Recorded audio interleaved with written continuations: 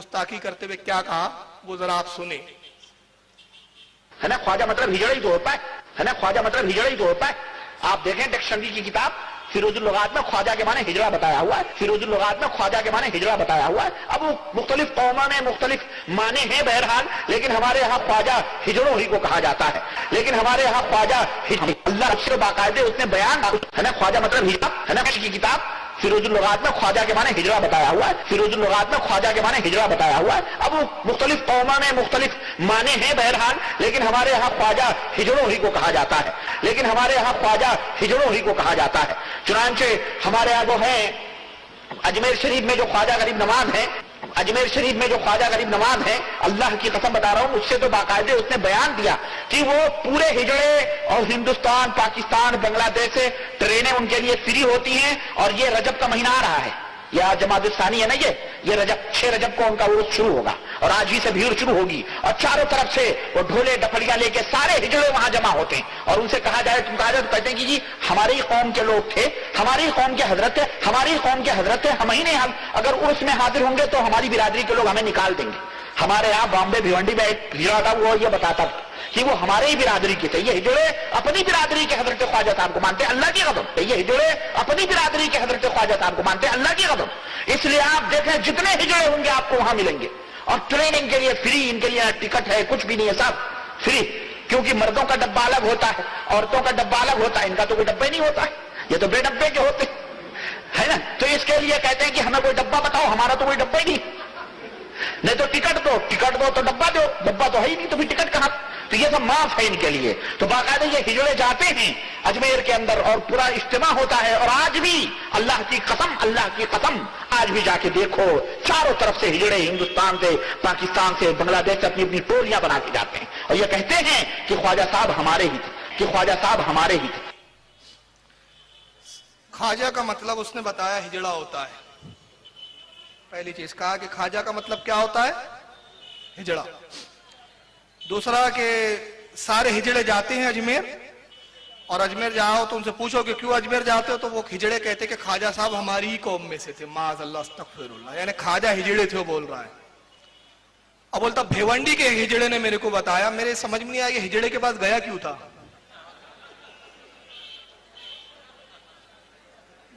या हिजड़ा इसके पास आया ये हिजड़ा उसके पास गया, तो बिरादरी का यही हुआ ना, हर आदमी अपनी बिरादरी वालों को पसंद करता है। तो ये हिजड़ा भिवंडी का वो कौन सा गुमनाम हिजड़ा था जो इसके पास आया। और एक बात देखो, ये है अहले हदीस मुहक्किक कहलाते, बेशर्म बेहया, अल्लाह की लानत हो इन खबीसों पर। हदीस आप सुनाओ तो कहते ज़ईफ है, इसका रावी ज़ईफ है, हिजड़े का बयान मुअत्तबर है।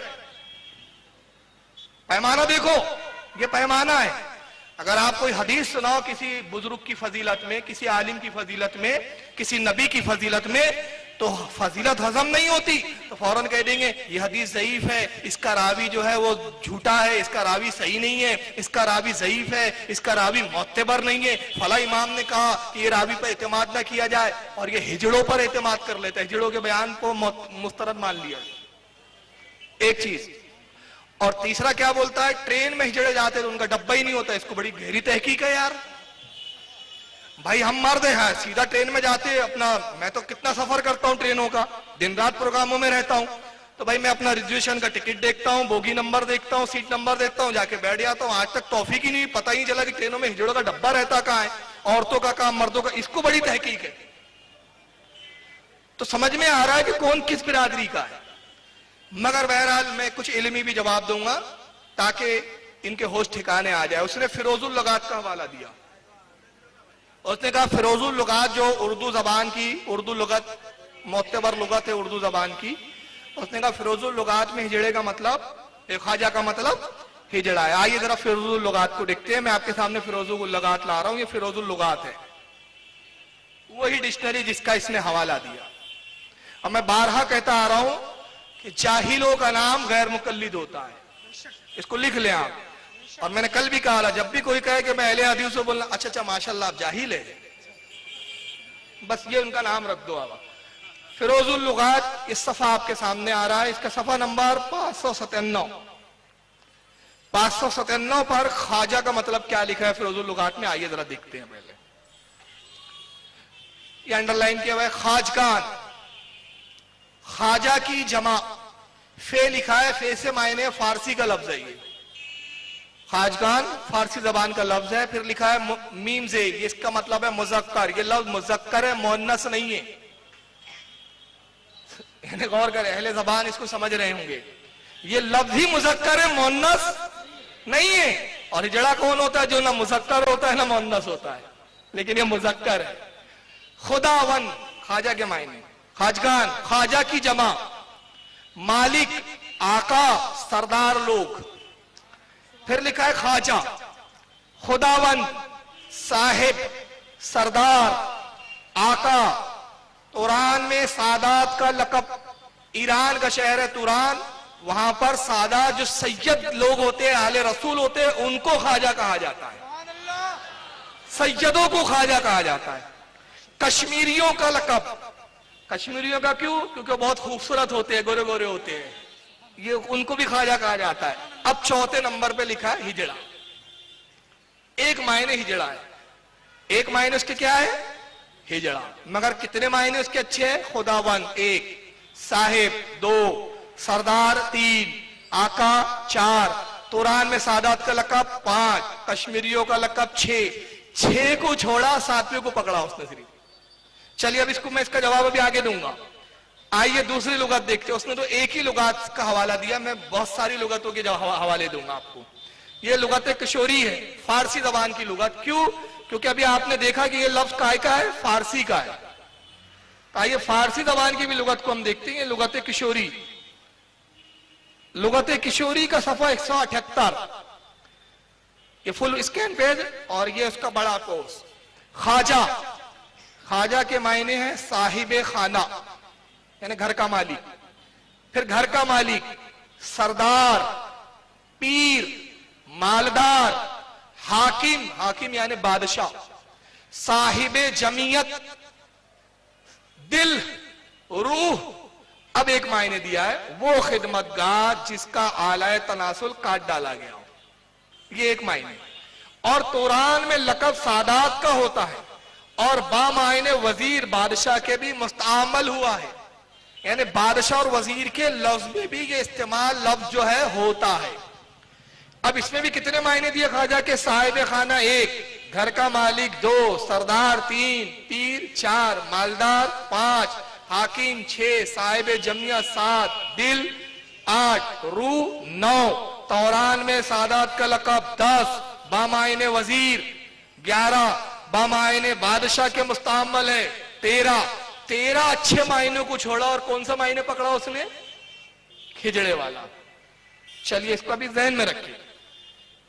तीसरी लुगत देखिए इंग्लिश की, ये छपी भी इन्हीं के यहाँ से, किताबों को छापने का डिपार्टमेंट इन्होंने लिया और बेचारे सुन्नियों ने ढोल बजाने का ले लिया। अब कब किताबें लिखोगे और कब पढ़ोगे आप भी यार, पढ़ो खुदा के बंदो। Practical standard 21st century Urdu into English dictionary, Urdu से इंग्लिश में ट्रांसलेशन। आइए इसका सफा नंबर 292, 292। ख्वाजा के मायने देखे क्या लिखे है? ख्वाजा टाइटल ऑफ रिस्पेक्ट, यानी कह रहे हैं कि ताजीम के लिए लकब के तौर पर यह लफ्ज इस्तेमाल किया जाता है, ताजीमन यह लफ्ज इस्तेमाल होता है, तौहीन के लिए नहीं, तजलील के लिए नहीं, बल्कि ताजीम के लिए। Title of respect, master, Lord, rich person, rich person यानी बहुत बड़ा मालदार, लॉर्ड कहते हैं बादशाह को, मास्टर यानी जो बहुत ग्रेड होता है, टाइकॉन, बिजनेस मैग्नेट। ये उर्दू तो इंग्लिश डिक्शनरी देखे आपने। अब ये दूसरी डिक्शनरी और देखें, ये भी बहुत पुरानी डिक्शनरी है, इसका नाम है द स्टूडेंट प्रैक्टिकल डिक्शनरी। इसके लिखने वाले गैर मुस्लिम है, कोई मुसलमानों ने नहीं लिखी, छापा भी गैर मुस्लिमों ने है। इसका भी सफा 292 है। इस पे देखिए ख्वाजा के मायने क्या है। ख्वाजा a master, a man of a master of distinction, a rich merchant. अब उसके बाद लिखा है ख्वाजा ए खिज्र। खिज्र तो नाम है और खिज्र अलैहिस्सलाम से पहले क्या दिया है? ख्वाजा ए खिज्र। नेम ऑफ ए प्रॉफिट, पैगंबर का लकब, ये पैगंबर का भी लकब है ख्वाजा। मगर तालिबुर महराज रब्बानी साहब को ये अच्छे कोई मायने नहीं मिले। क्या मिले उसमें? ख्वाजा। क्यों मिले उसकी वजह बताता हूं। इनकी असल कहां से, इनकी असल कहां से अब मैं बताता हूं तहकीक के और हवालों की रोशनी में। अल्लाह के नबी सल्लल्लाहु अलैहि वसल्लम खिताब फरमाते हैं, साहबा इकराम बैठे हैं और सरकार का कलाम बड़ा फसी और बलीग होता था।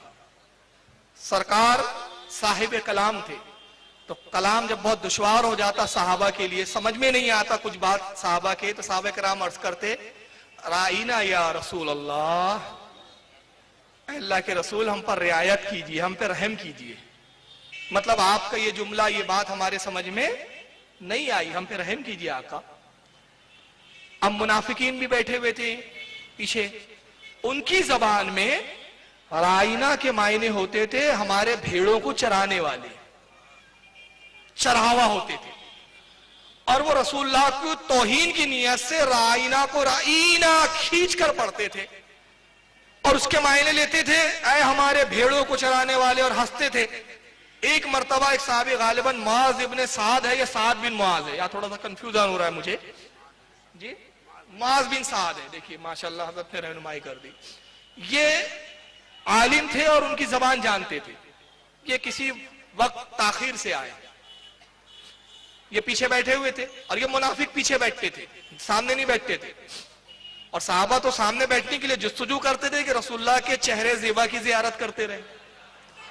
ये पीछे, तो अब वो इत्तेफाक से उनको ताखीर हो गई किसी सबब से, पीछे बैठे।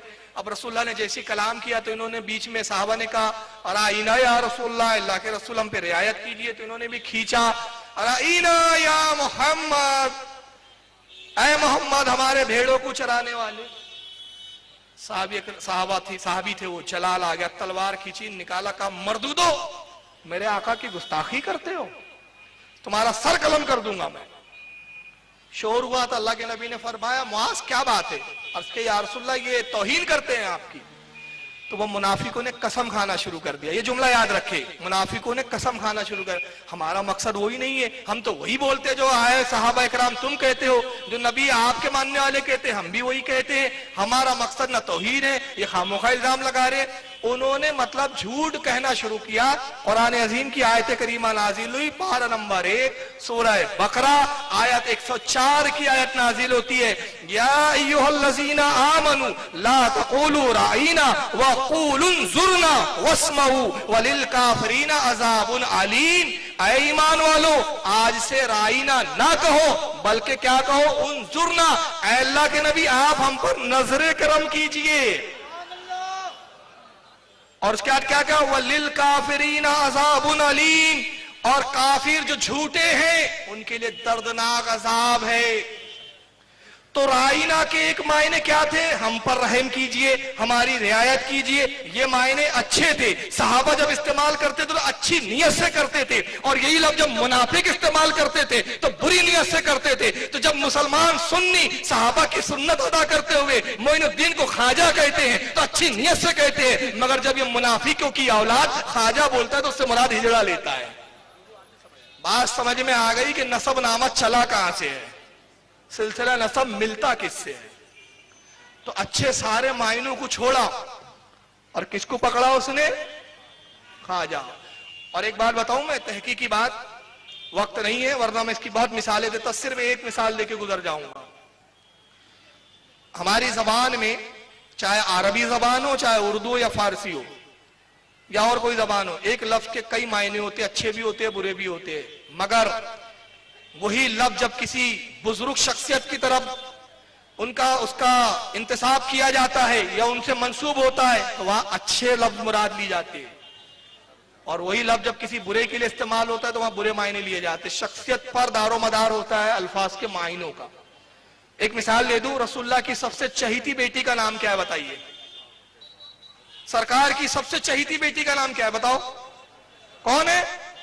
हज़रत फातिमा। और फातिमा के लफ्जी मायने क्या होते हैं आपको मालूम? वो औरत जो बच्चे को दूध ना पिलाए, ये लफ्जी मायने।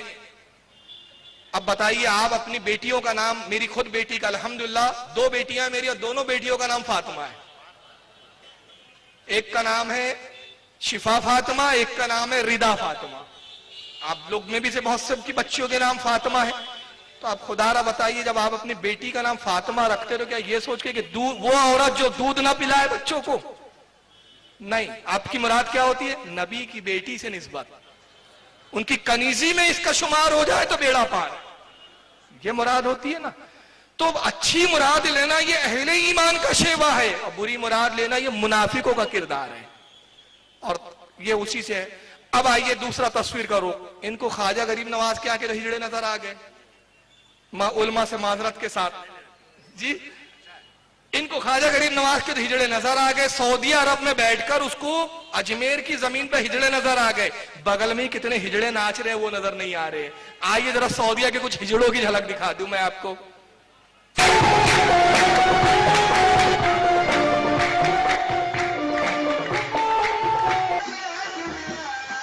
ये बहुत फास्ट थोड़ी थोड़ी दिखाया हूं, अगर ये पूरी पूरी देखोगे तो आप शर्म के मारे डूब पड़ोगे। ये इस्लामी हुकूमत है जहां हिजड़े नाच रहे हैं।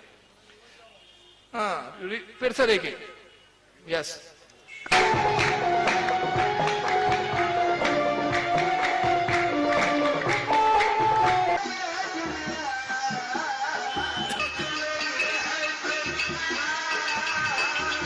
बड़ा शौक है हिजड़ों का इनको।